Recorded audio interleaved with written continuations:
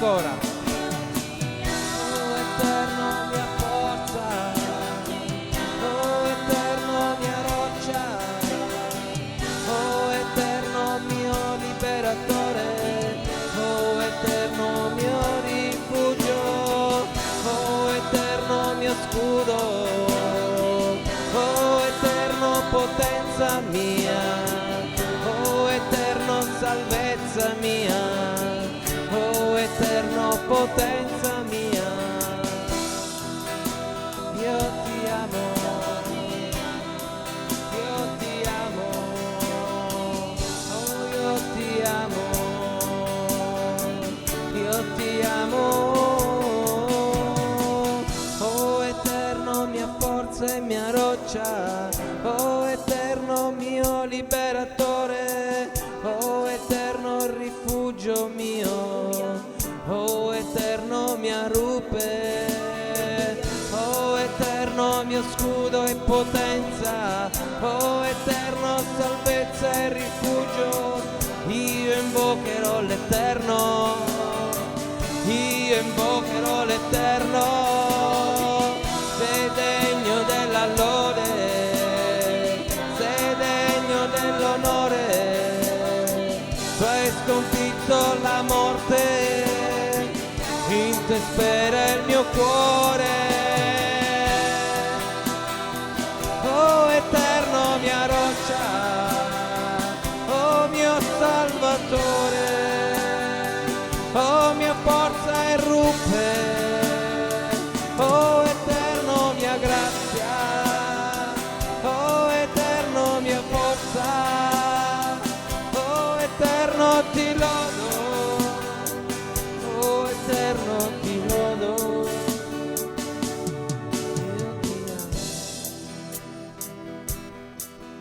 Lode e gloria a te, Signore Santo, sei degno. Benedetto Signore, sei per sempre. Gloria al tuo santo nome, misericordioso. Gloria, gloria a te, Signore Santo, Santo. Gloria a te, Signore Dio benedetto. Gloria a te. Alleluia, gloria a te, Signore. 1 Samuele 5:1. Allora i Filistei presero l'arca di Dio e la trasportarono da Eben Ezer ad Asdod. Poi i Filistei presero l'arca di Dio, la portarono nel tempio di Dagon e la posarono accanto a Dagon. Il giorno dopo gli abitanti di Asdod si alzarono presto ed ecco Dagon era caduto con la faccia a terra davanti all'arca dell'Eterno. Così presero Dagon e lo rimisero al suo posto. Il giorno dopo si alzarono presto ed ecco Dagon era di nuovo caduto con la faccia a terra davanti all'arca dell'Eterno, mentre la testa di Dagon e ambedue le palme delle sue mani giacevano troncate sulla soglia. Di Dagon rimaneva solo il tronco. Amen. Vi potete sedere. Alleluia. Oggi prendiamo questo brano perché è l'introduzione all'introduzione del messaggio di oggi. Che succede? Che leggendo un pochino prima gli ebrei, presi da grande entusiasmo, avevano subito una sconfitta da parte dei Filistei, presi da grande entusiasmo per riprendersi nella battaglia, decidono di prendere l'arca dell'Eterno e di portarla in battaglia. Però non avevano forse il cuore ben predisposto, sicuramente non avevano il cuore ben predisposto. I Filistei vincono di nuovo la battaglia e si portano a casa il bottino più importante che Israele aveva, cioè l'arca dell'Eterno. Che succede? Che lo portano in questo tempio, nel tempio di Dagon, e lo mettono accanto a Dagon. Dagon era il papà si fa per dire, secondo la credenza filistea, era il papà di Baal, quindi un altro demone. Sappiamo che comunque era un demone perché questo demone si è girato con la faccia a terra nel primo giorno, all'alba del primo giorno, davanti all'arca dell'Eterno. Quindi in un certo senso questo spirito si è inchinato con la faccia a terra davanti all'arca dell'Eterno. I Filistei però avevano un pensiero, pensavano ad una cosa, avevano in mente una cosa bella chiara, cioè che Dagon non poteva essere inferiore all'Eterno Dio di Israele, e l'Eterno Dio di Israele non era inferiore a Dagon, erano uguali. tant'è che la parola ci dice che sono stati messi accanto, uno accanto all'altro, uno a fianco all'altro. Ed è un po' il nostro ragionamento. Certe volte noi poniamo le cose, vabbè tanto il Signore lo sape, vabbè tanto il Signore che cosa può esserci di male. Noi abbiamo rispetto del Signore, ma abbiamo anche un rispetto simile, se non uguale, a noi stessi o alle altre persone. Per non offendere le altre persone, diciamo vabbè, l'importante è che è messa accanto a Dio, l'importante è che non è lontano da Dio. In realtà i Filistei non hanno capito, in realtà, lo dobbiamo capire però noi, che Dio è al di sopra di tutto, al di sopra di qualsiasi cosa. Noi accanto a Lui non possiamo mettere niente, nelle nostre bellezze, nelle nostre bruttezze, nelle nostre ricchezze, niente. Tutto quello che noi mettiamo accanto a Dio e lo poniamo allo stesso livello di Dio cadrà e verrà distrutto. Dio, quindi, il primo giorno che Dagon si risveglia la mattina, si sveglia col piede sbagliato ed ecco la faccia a terra. E questo indica che Dio è superiore a Dagon. Ma nel secondo giorno leggiamo e ci dice, la parola di Dio ci spiega che Dagon è di nuovo con la faccia a terra, diciamo così, a terra, ma questa volta aveva la testa tagliata e le mani mozzate, quindi è rimasto solo il tronco. Questo vuol dire che Dio stava mandando un messaggio ai Filistei, gli stava dicendo che Dagon non era né sapiente, la testa tagliata, né potente, le mani tagliate. Quindi tutto quello che noi mettiamo accanto a Dio nella maniera sbagliata, come hanno fatto loro, che pensavano che Dagon era al pari di un Dio, al pari del Dio di Israele, tutto quello che noi mettiamo accanto a Dio con questa attitudine è senza sapienza ed è senza potenza. L'unica sapienza e l'unica potenza che noi possiamo comprendere e ricevere è quella di Dio, del Dio di Israele. Amen? Dio la portano accanto a te, potenza, sapienza. Amen. Quindi 1 Samuele 5,6.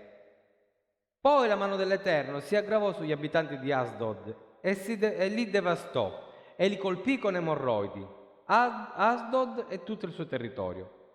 Quando gli abitanti di Asdod videro che le cose andavano a quel modo, dissero: l'arca di Dio di Israele non deve rimanere presso di noi, perché la sua mano è stata dura verso di noi e verso Dagon nostro Dio. Già il fatto che loro ancora avevano in mente che il loro Dio aveva subito un danno dal Dio di Israele ci fa capire che non avevano cambiato il loro cuore, non avevano capito quello che Dio voleva fargli capire. Per questo motivo, perché non si sono convertiti, perché hanno avuto la possibilità di riconoscere il Dio di Israele come l'unico vero Dio, e noi sappiamo che secondo la legge le persone potevano convertirsi e riconoscere il Dio di Israele e diventare e far parte del popolo di Israele. Ma loro questo non l'hanno capito, anzi loro hanno capito malissimo. Hanno pensato che il loro Dio ha subito un danno, ma il loro Dio non era un Dio, era un falso Dio. E allora che succede? Che arrivato a un certo punto la parola di Dio ci dice che sono stati colpiti dalle emorroidi. Più avanti noi leggiamo anche che hanno offerto delle emorroidi d'oro e dei topi d'oro. Molti studiosi pensano che queste emorroidi non erano in realtà emorroidi come le conosciamo noi, ma erano più dei bubboni, tipo una peste bubbonica o comunque una malattia che era provocata dai topi. Asdod quindi ricevette questa piaga e pensate che qualcuno anche è morto. Allora che succede? Questi intelligentemente hanno capito che la piaga veniva dall'arca, perché non avevano capito l'importanza del dono meraviglioso che avevano in mezzo a loro.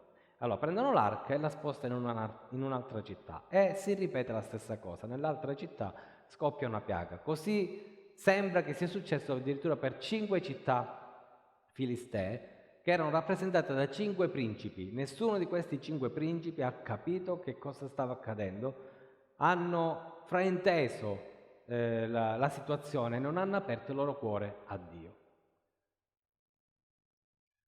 Quindi questo vuol dire che per quanto possiamo essere intelligenti, perché il principe rappresenta il capo, l'intelligenza, colui che guida la nazione,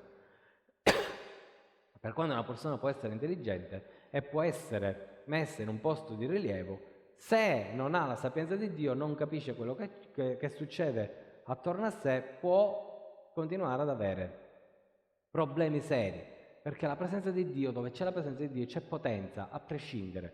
Poi è ovvio che visto che loro erano idolatri, quella potenza ha portato un male nella loro vita. Ma ora vedremo che invece, dove c'era un popolo predisposto, quella stessa potenza ha portato benedizione. E andiamo a leggere 1 Samuele 6, 10, sempre a seguire. Essi dunque fecero così, perché avevano deciso di rimandare l'arca in Israele. Presero 2 vacche che allattavano, le attaccarono al carro e chiusero nella stalla i loro vitelli. Poi misero sul carro l'arca dell'Eterno e la cesta con i topi d'oro e la raffigurazione delle emorroidi.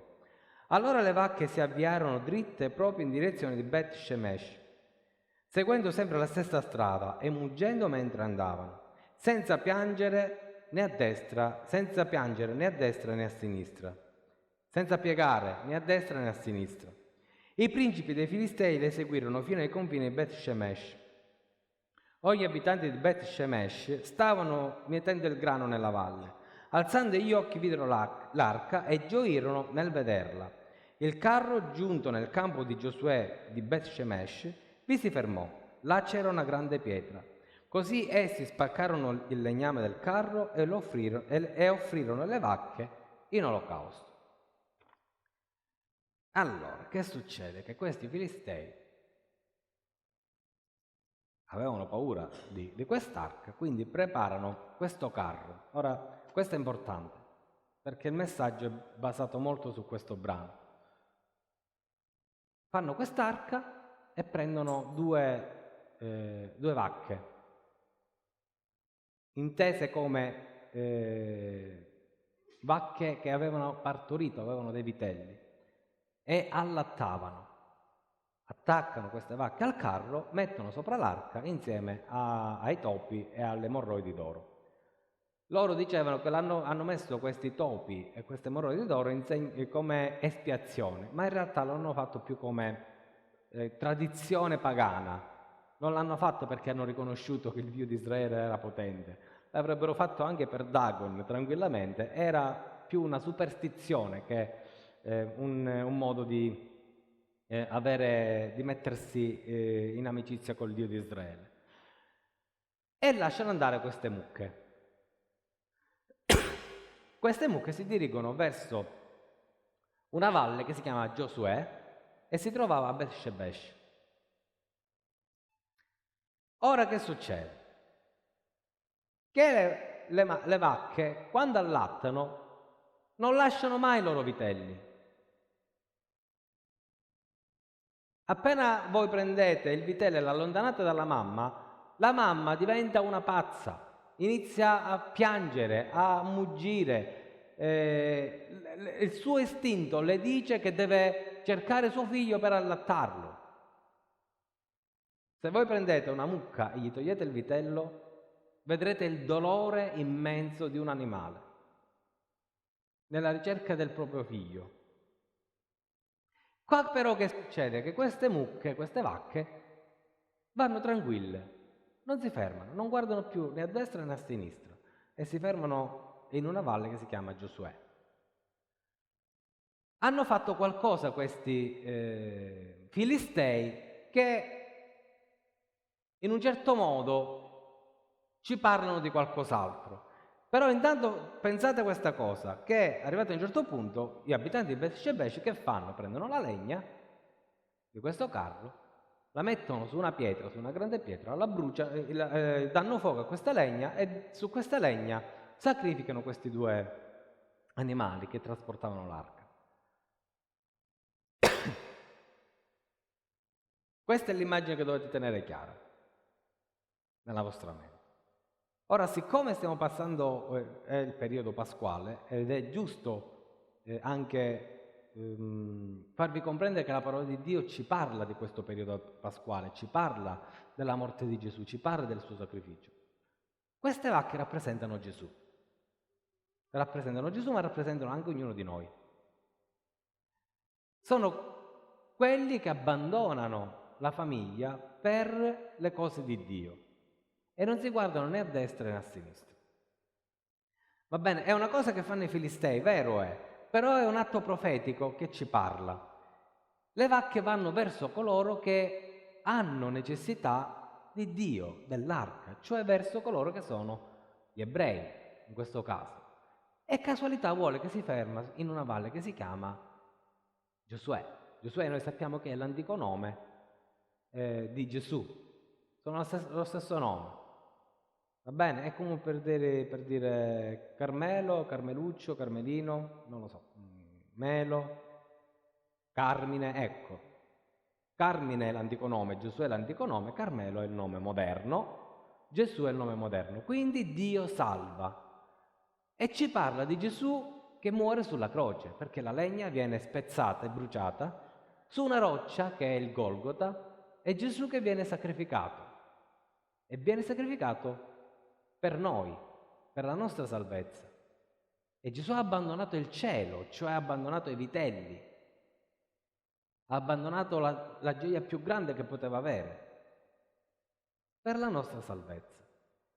Ma ci parla anche profeticamente di come noi dobbiamo imitare Gesù e di come noi dobbiamo essere. Noi dobbiamo essere come queste mucche, abbandonare la nostra casa, la nostra famiglia, nella necessità delle cose di Dio,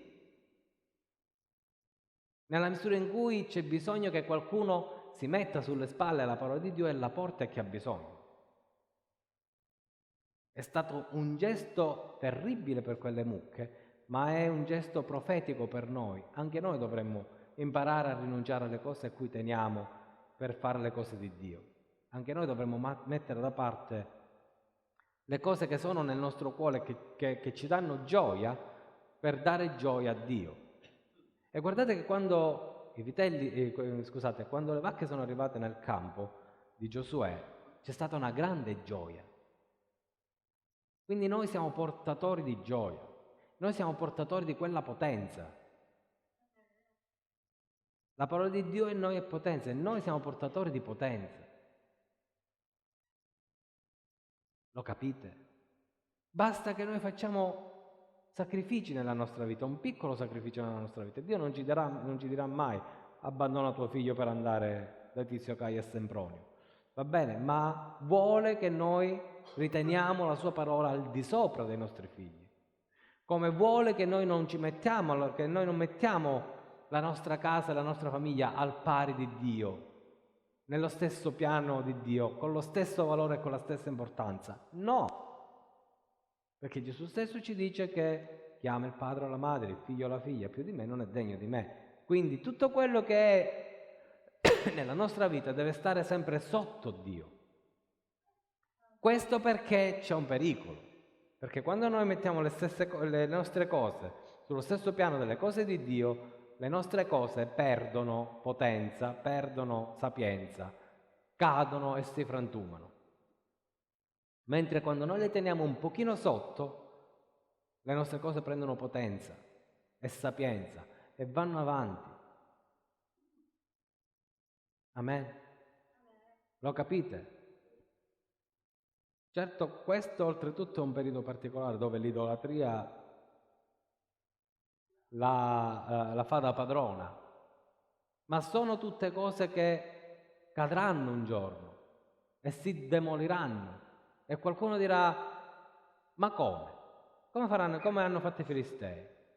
Può essere che la nostra Madonna è meno potente del Dio di Israele? Sì, certo, è ovvio, Dio è Dio, è al di sopra. Amen? Amen, gloria a Dio. Andiamo a prendere ora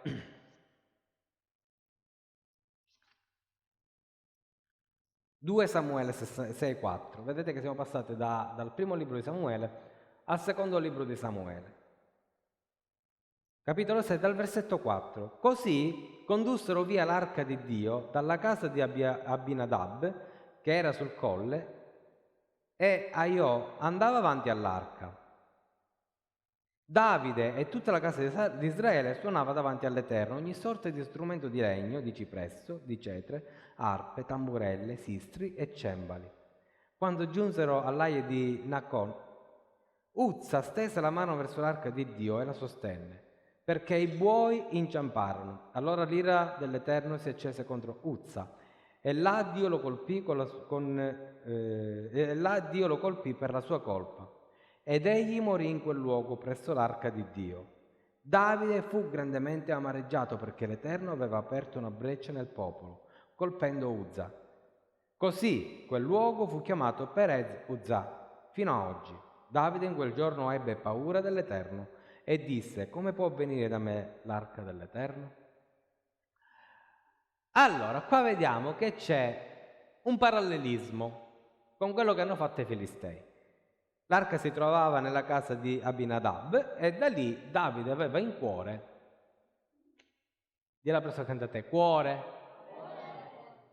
aveva in cuore di prendere l'arca e di portarla a Gerusalemme, dove era pronta una tenda per l'arca, dove doveva essere posta l'arca, e quindi tutto bello, contento, disse: andiamo a prendere l'arca. E allora che cosa hanno fatto? Hanno fatto un bel carro nuovo e hanno preso 2 buoi e su questa arca hanno messo l'arca, su questa barca, su questo carro hanno messo l'arca, e l'arca inizia il suo viaggio. Arrivato a un certo punto però il bue mischino inciampa e l'arca va per cadere. Uzza, che era là vicino, poverino, per non fare cadere l'arca, la tiene con la mano e all'improvviso muore.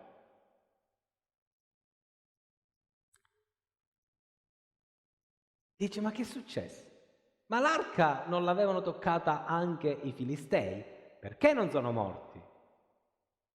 Uzza, che era comunque un israelita, comunque uno che aveva a cuore le cose di Dio, comunque uno che ha messo l'arca per non farla cadere, mischino, muore. Caput. Dilla presso accanto a te, è morto. È morto. Allora, che succede? Che Davide era un grandissimo ignorante. E quelli che erano accanto a lui erano più ignoranti di lui, perché ricordavano un fatto e che cosa hanno fatto? Hanno imitato quel fatto. Hanno fatto un carro come l'avevano fatto i Filistei, hanno messo dei buoi come l'avevano fatto i Filistei. Dice: tanto a loro è riuscito, perché a noi non deve riuscire? Ora in questo caso il carro e i buoi non rappresentano il sacrificio di Gesù.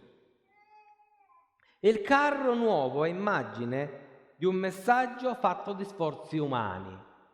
Cioè, mentre la prima volta è qualcosa che è stata voluta da Dio per parlarci della salvezza di Gesù, questa volta no, questa volta è stato uno sforzo umano.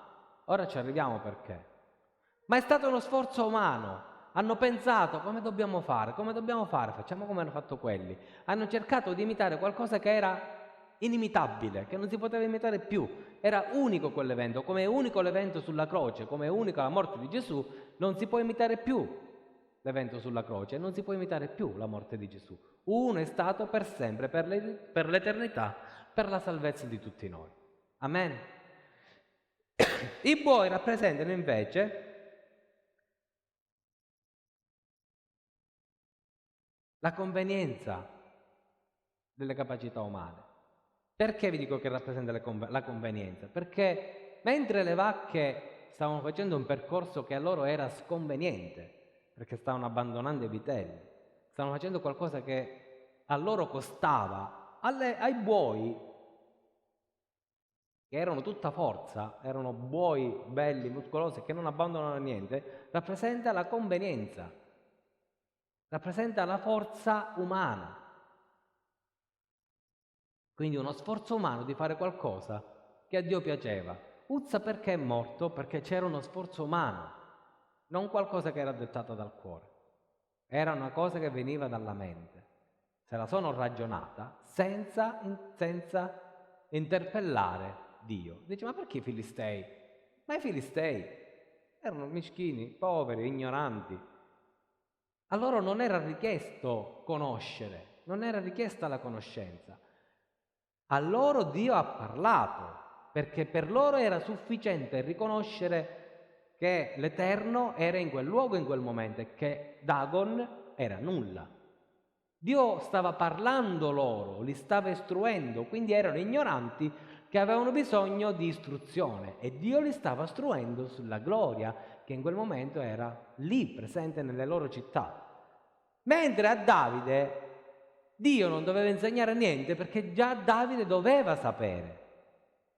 Davide già doveva essere istruito. Il problema è che chi doveva istruire Davide erano persone che non ne sapevano niente e anche loro erano così, all'acqua di rose.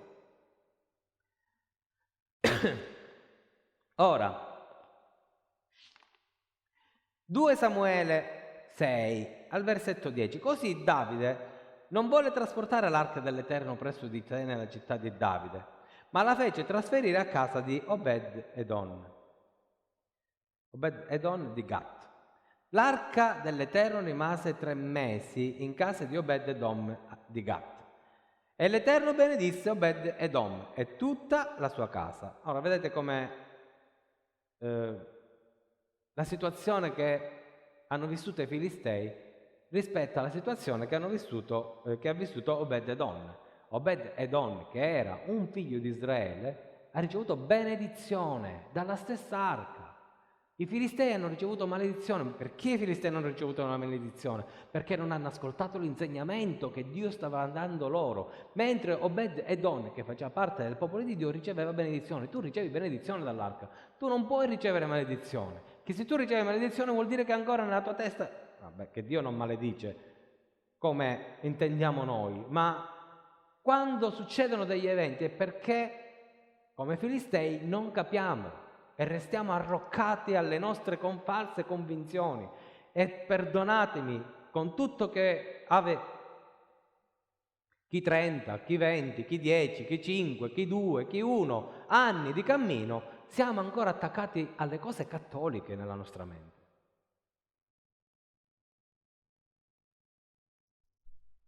Perdonatemi, ma ci vergogniamo certe volte di dire che siamo evangelici, tra virgolette. Io non mi sento evangelico come altri, ma in quanto il Vangelo è nella mia vita. Ancora penso che le persone mi giudichino per la scelta che ho fatto.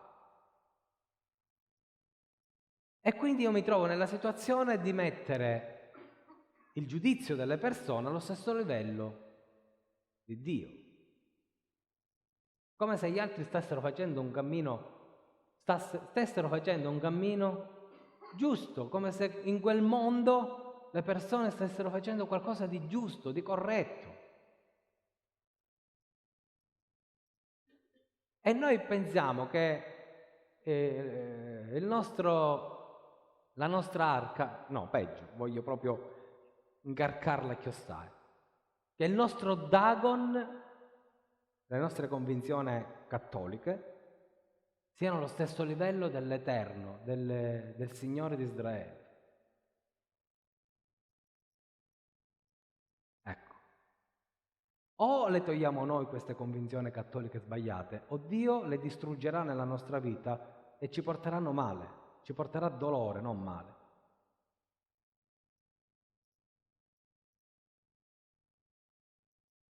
Amen. Il Dio di Israele nella tua casa, nella tua vita, e non c'è niente di più alto, di più grande, di più profondo che tu possa desiderare. Ma lo capite che Dio è infinito. Lui ci dice che tiene l'universo nella sua mano, non nelle sue mani, nella sua mano. E questo Dio infinito è venuto ad abitare dentro di te. Inimmaginabile. Io dentro di me posso fare entrare 200 grammi di pasta e forse una cotoletta di pollo, dopodiché è finita. Ed è una piccola cosa. L'infinito, che è una cosa immensa, come può abitare dentro di me? La gloria di Dio è nella mia vita, nella tua vita.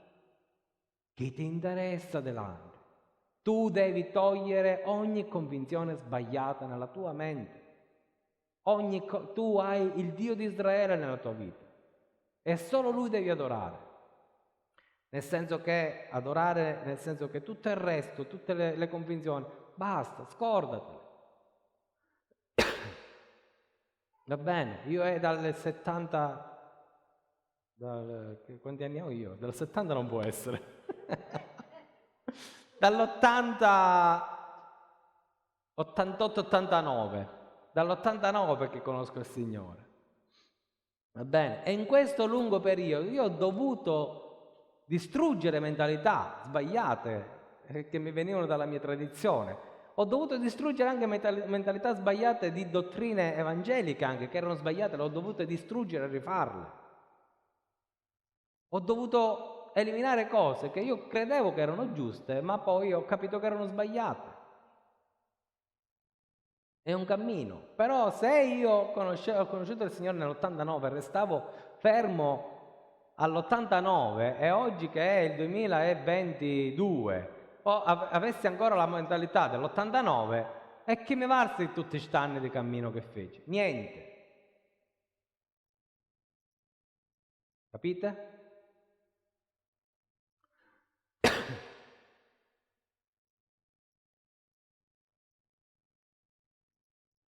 Questo vale. Però c'erano delle abitudini nella Chiesa cattolica che non erano male. Quando si era a messa tutti stavano puliti, sistemati, i bambini pure sistemati, nessuno che masticava la chewing gum, nessuno che giocava col cellulare. Queste abitudini, che quelle buone, le abbiamo dimenticate. Allora, chi c'ha il cellulare se lo mette in tasca, chi c'ha la chewing gum in bocca se la deve ingoiare.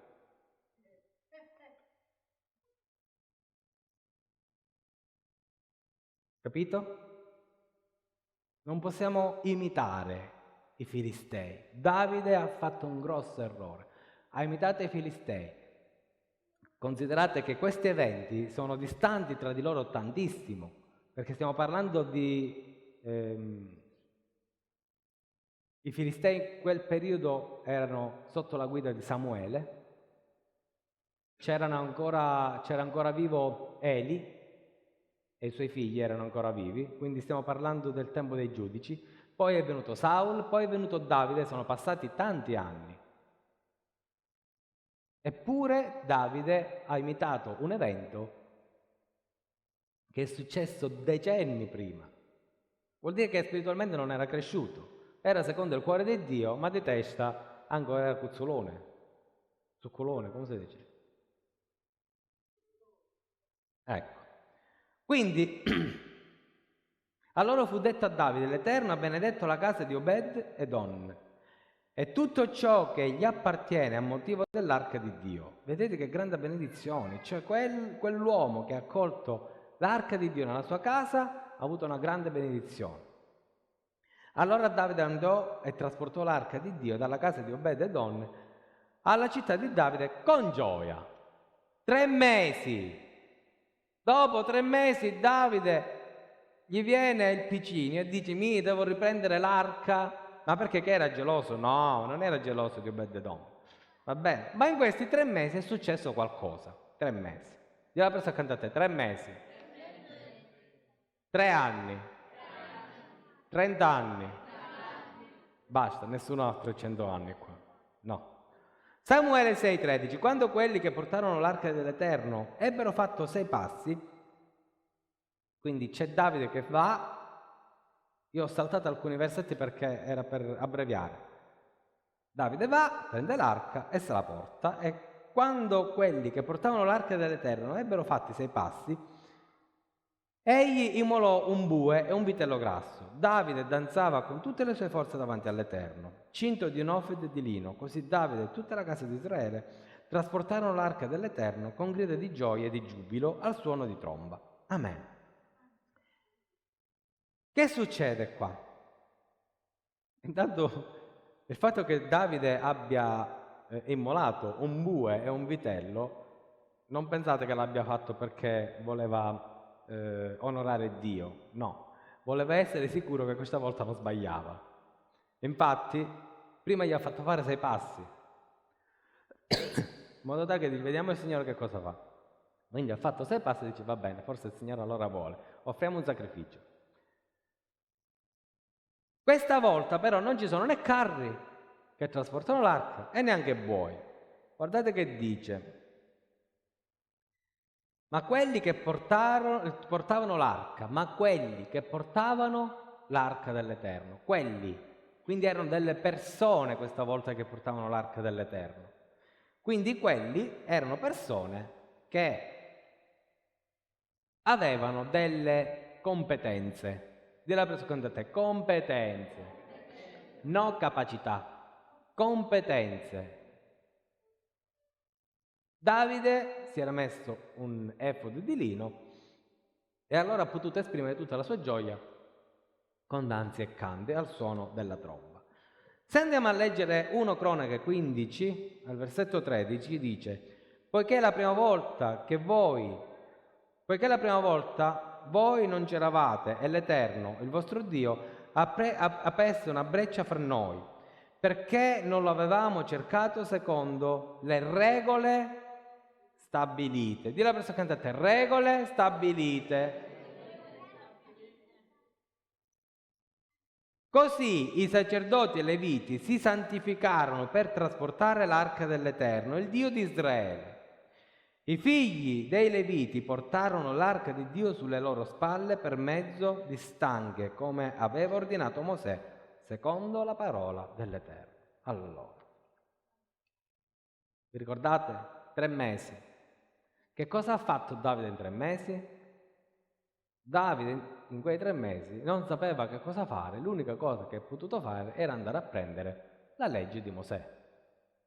E andò a vedere che cosa diceva la legge di Mosè. Dice, qualcuno la va a sapere come si trasporta st'arca, no?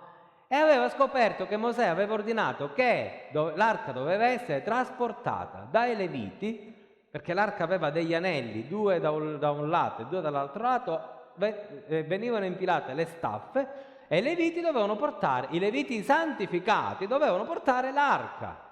Ora, siccome non ci troviamo più in Filistea, dove c'era gente che doveva essere istruita sulla potenza e la gloria di Dio, qua ci troviamo in Israele, dove già sono istruiti della potenza e della gloria di Dio. Mancavano della conoscenza invece necessaria per trasportare l'arca dell'Eterno. Uzza fu punito, morì, perché aveva fatto una cosa sbagliata. Dici, no, è morto per colpa di altri, di Davide e dei sacerdoti, che erano ignoranti in quel momento, che non potevano essere ignoranti e non si potevano permettere di essere ignoranti, per colpa loro è morto. Tu non ti puoi permettere di essere ignorante, perché le persone possono morire per colpa tua. Lo capisci? Che sei guardato dalle persone e le persone dicono non è una persona coerente. Perché dice, faccio l'esempio su di me, così non si offende nessuno, parla dello Signore, però la moglie ci viene legnata. Ok? La gente mi guarda e io, per quanto possa essere ripieno della gloria di Dio, va bene, ma quel gesto butta un fango nella mia vita? No, butta un fango di fronte a Dio. E le persone sono schifate perché vedono che c'è qualcosa che non va e si allontanano e muoiono perché io mi sono comportato male. Perché io ho procurato uno scandalo, che non è lo scandalo che procurava Gesù, è uno scandalo che ha portato a morte. Questo è stato uno scandalo, si è aperta una breccia. Davide aveva permesso che si aprisse una breccia nel popolo e che un uomo morisse. Ora, la gloria di Dio è nella tua vita, tu non ti puoi permettere di essere un emerito ignorante. Tu non ti puoi permettere di non somigliare a Cristo Gesù, Tu devi avere l'immagine di Gesù nella tua vita, e la puoi avere e ottenere quando tu studi. Davide ha dovuto studiare 3 mesi una cosa sola, una sciocchezza, cioè come fare a partire dal punto A e arrivare al punto B. In matematica non ci vuole niente. Davide ha dovuto studiare dal punto A al punto B. Come faccio? 3 mesi studiare. Una sciocchezza, vogliamo dire una sciocchezza? Una sciocchezza. 3 mesi.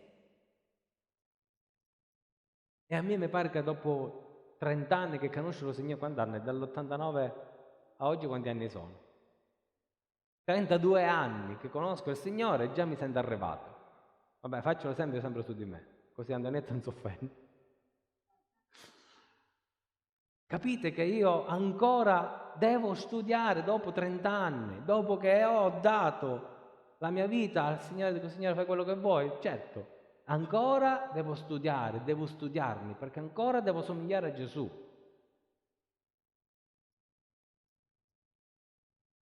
Amen. Tu devi imparare a conoscere la volontà di Dio. È vero che lo Spirito Santo ci parla, ci fa capire quotidianamente, alcune volte anche chiediamo Signore questa cosa come la devo fare, questa bandiera Signore la posso cucire così, la posso fare così, e il Signore mi dà indicazioni sul momento, ma quell'indicazione non può andare mai in contrasto alla parola di Dio, e quindi io devo studiare prima la parola di Dio per capire se è il Signore che mi parla o è Dagon che mi suggerisce fesserie.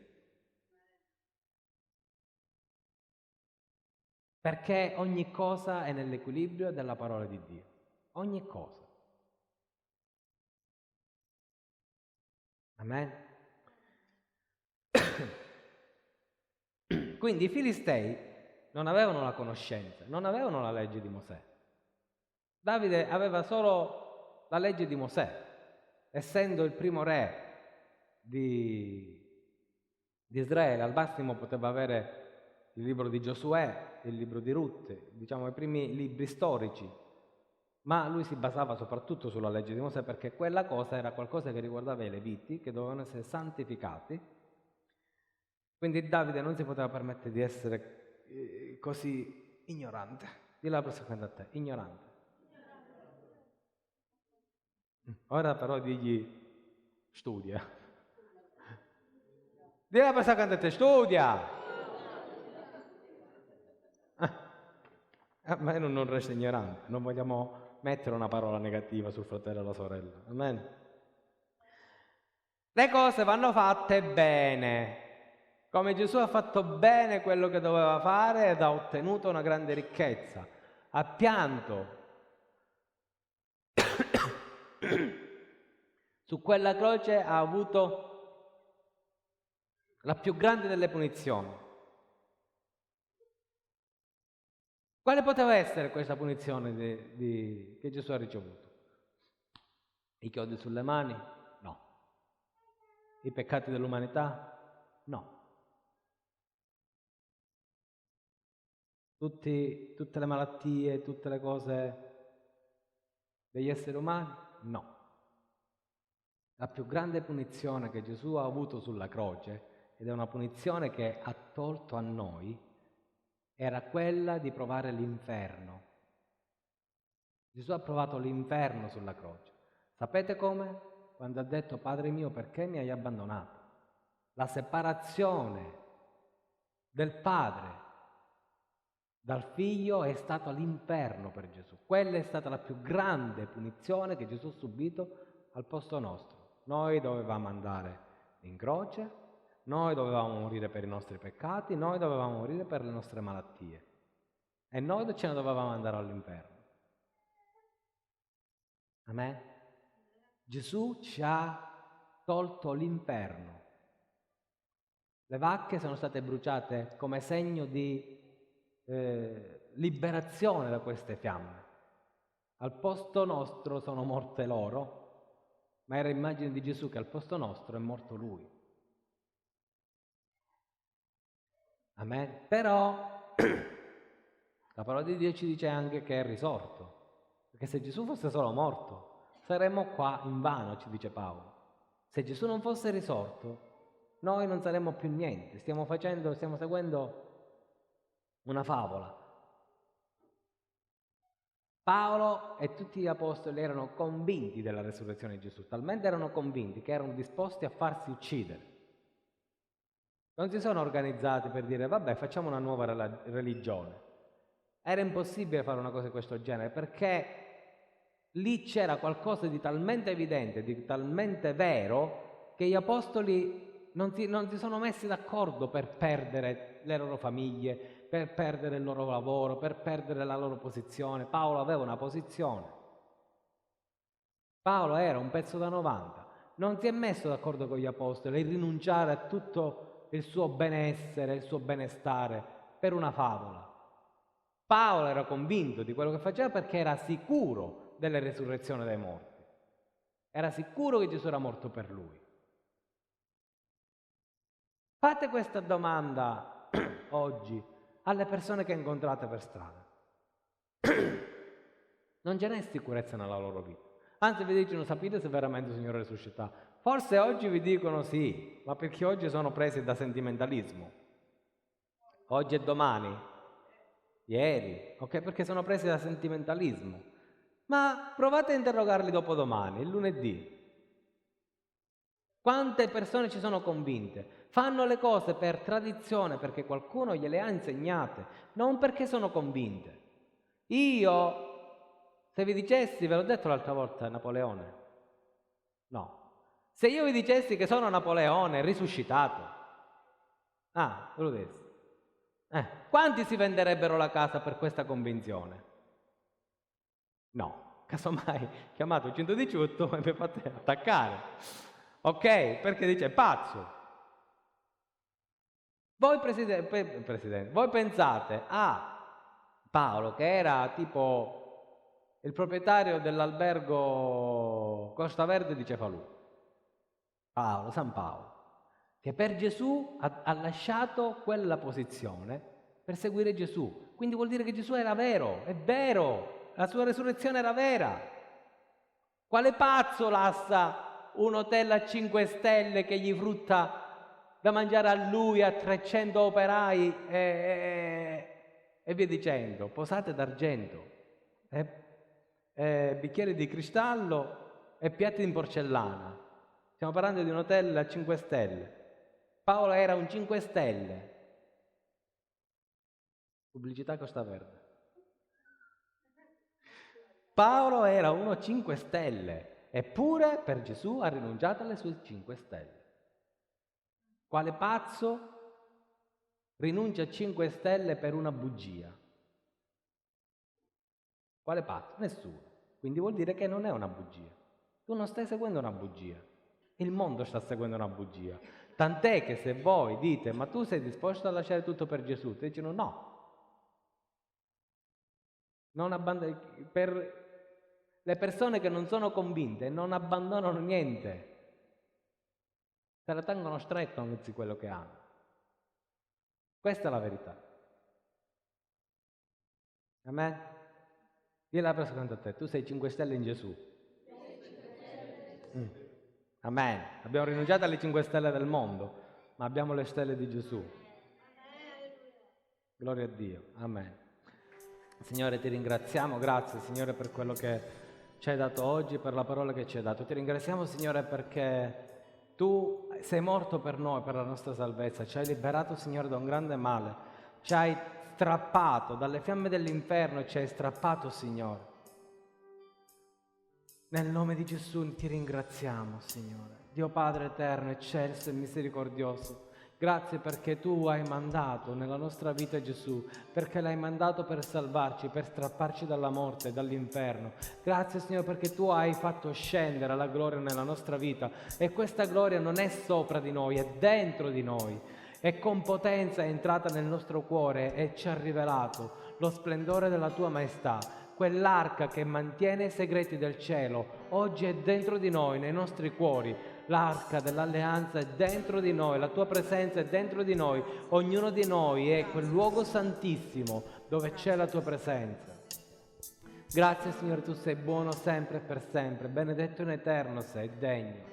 Vogliamo, Signore, essere istruiti dalla Tua parola. Vogliamo fare le cose secondo la Scrittura. Vogliamo fare le cose secondo la Tua volontà. Non siamo filistei, Signore. Noi siamo giudei. Non siamo figli del diavolo, Signore, adoratori di Dagone. Noi siamo adoratori dell'eterno Dio di Israele. Noi siamo figli di Dio ora. E noi non possiamo permetterci di non conoscere nostro Padre, di non conoscere il nostro fratello, di non conoscere lo Spirito Santo dentro di noi. Vieni, Signore, parla ai nostri cuori, ma parlaci, Signore, anche attraverso la Scrittura. Dacci, Signore, la possibilità di concentrarci sulla Tua parola, di avere rivelazione ogni giorno. Vogliamo abbandonare, Signore, ancora tutte le cose antiche che sono nella nostra vita, che le abbiamo trasformate da cattoliche ad evangeliche, Signore. Noi tutte queste cose vogliamo rinunciarle, vogliamo allontanarle da noi, Signore. Vogliamo spezzare questa sera con le nostre cattive convinzioni. Vogliamo spezzare nel nome di Gesù con ogni cattiva idolatria che ancora persiste nella nostra vita, con ogni idolatria che ancora persiste nella nostra vita. Vogliamo spezzare con una mentalità che ci viene dall'eredità dei nostri padri, dei nostri antenati, Signore. Nel nome di Gesù abbiamo allontanato quello che era evidente, Signore, nella nostra vita, che era evidentemente sbagliato, ma quello che nella nostra mente ancora è sbagliato lo manteniamo. Noi manteniamo ancora una posizione cattolica nella nostra mente. Nel nome di Gesù, Signore. Non permettere, Signore, che le nostre vecchie abitudini ancora si muovano dentro di noi. Vogliamo, Signore, appartenere completamente a Te. Vogliamo appartenere alla sposa, alla Chiesa sana e santa che è celeste e di cui fanno parte tutti i chiamati. Nel nome di Gesù noi vogliamo rinunciare alle etichette di questo mondo, vogliamo rinunciare, Signore, alle vecchie etichette, tanto alle vecchie quanto alle nuove. Vogliamo venire davanti a Te, Signore, con un unico nome scritto nel nostro cuore, Gesù. Gesù, Tu sei la nostra unica via, la nostra unica salvezza, la nostra unica verità. Stendi la Tua mano, Spirito Santo. Vieni, Signore, a riempirci con la Tua grazia, con la Tua gloria. Fa scendere su di noi la Tua potenza, Signore, e fa che possiamo mettere in opera la Tua potenza, Signore. Vogliamo scacciare i demoni nel nome di Gesù. Intervieni, Signore, vieni a manda, Signore, un risveglio nella nostra vita, un risveglio tale che diventi irresistibile per il nostro cuore, per i nostri pensieri. Vieni, liberaci, Signore, dall'infruttuosità, liberaci, Signore, dalla sterilità spirituale, dalla sterilità secolare, liberaci, Signore. Noi vogliamo legare ogni demone, vogliamo legare Dagon, Signore, e Baal, che nella nostra vita ancora giocano a calcetto. Signore, nel nome di Gesù noi non vogliamo permettere a nessuno spirito di giocare nella nostra vita. Nel nome di Gesù noi vogliamo lo Spirito Santo nella nostra vita e vogliamo, Signore, compiere gloriosi miracoli, gloriosa potenza, Signore. Nel nome di Gesù, serviti di noi, Signore, secondo la legge dell'Eterno, secondo la Tua legge, Signore, secondo le regole che Tu hai stabilito nella nostra vita mediante la Tua parola. Nel nome di Gesù, Signore, porta un risveglio, porta una pioggia potente, Signore. Porta, Signore, una pioggia potente nella nostra vita, che, Signore, tocchi i nostri cuori e faccia germogliare la gloria, la potenza, nel nome di Gesù. Grazie, Signore, Tu sei degno di lode, di gloria e di onore, benedetto in eterno sei. Ti lodiamo e Ti benediciamo, Signore, mia forza e mia salvezza, lode e gloria a Te, Signore. Nostra forza e nostra salvezza, nostra rupe. Gloria a Te, Signore, santo, sei degno di lode, di gloria e di onore. Amen. Grazie Gesù. Alleluia. Grazie, Signore. Amen.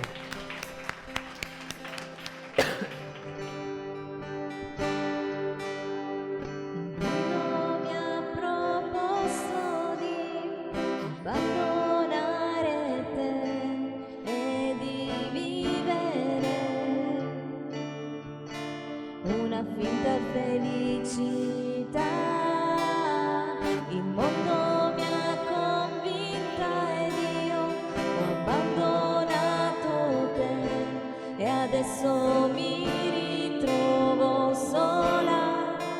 con un vuoto dentro me. Signore, perdona il mio peccato, col tuo sangue lavami, perché ho capito che